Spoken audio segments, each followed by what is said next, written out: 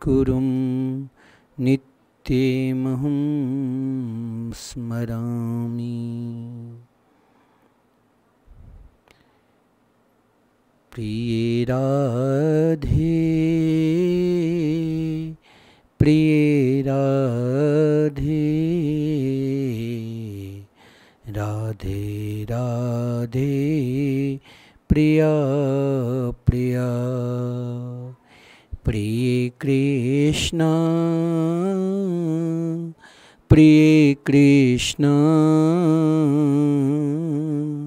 कृष्ण कृष्ण प्रिया प्रिया। जय राधे राधे प्रिया प्रिया। जय कृष्ण कृष्ण प्रिया प्रिया। प्रिय राधे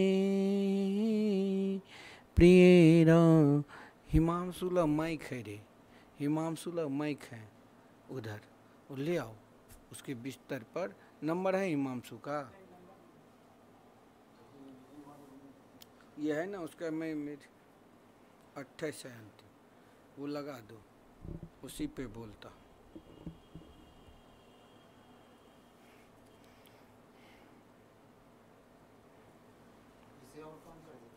हाँ, इससे खराब वो नहीं कोई असर पड़ता है ना। श्री राधे ठीक है। आइए चालू करो, हो गया चालू।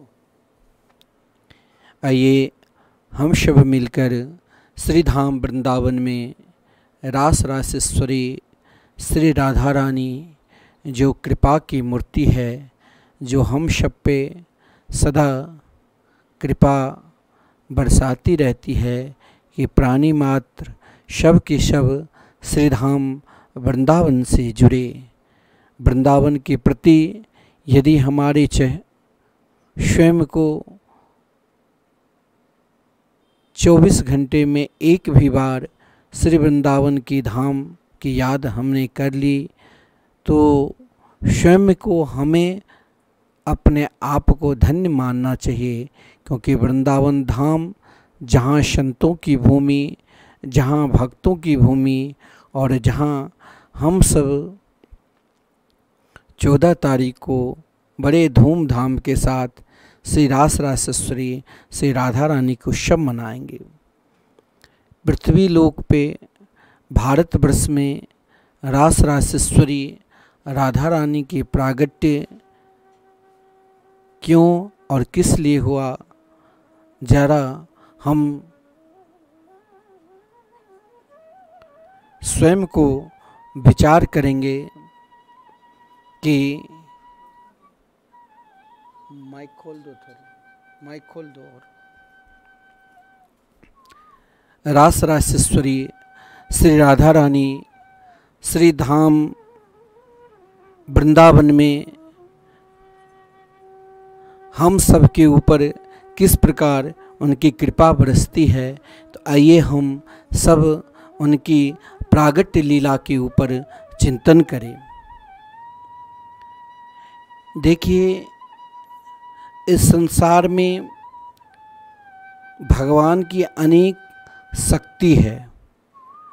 जब भगवान विशिष्ट प्रकार की कोई विशिष्टम लीला करते हैं, तो भगवान स्वयं को, जैसे हम सब भजन पूजन करने के लिए बैठते हैं, तो भजन पूजन से पूर्व सद्गुरु की कृपा, सद्गुरु की भी कृपा वैसे नहीं, कोई स्वयं भगवान के हो चुके हैं।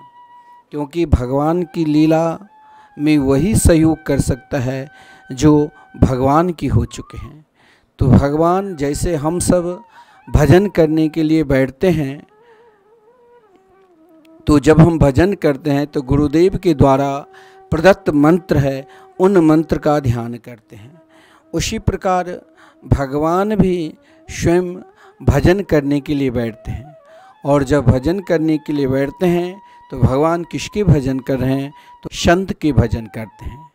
क्योंकि भगवान की विशिष्ट लीला में यदि कोई सहयोग कर सकता है और वृंदावन की विशिष्ट लीला में यदि हम प्रवेश करना चाहते हैं तो सर्वप्रथम संत की कृपा अति आवश्यक है।